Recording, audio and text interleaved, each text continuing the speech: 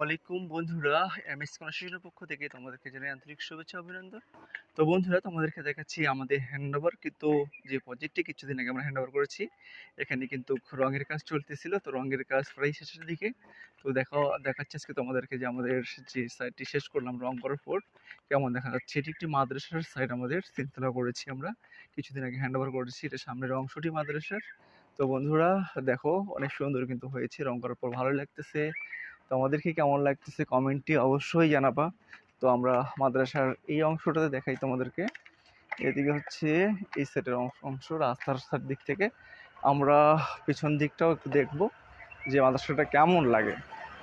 তো বন্ধুরা, সব মিলে কিন্তু মাদ্রাসার ডিজাইনটা অনেক সুন্দর হয়েছে, আমাকে ভালোই লাগে। তোমাদেরকে কেমন লাগতেছে সেটা তোমরা শেয়ার করবা।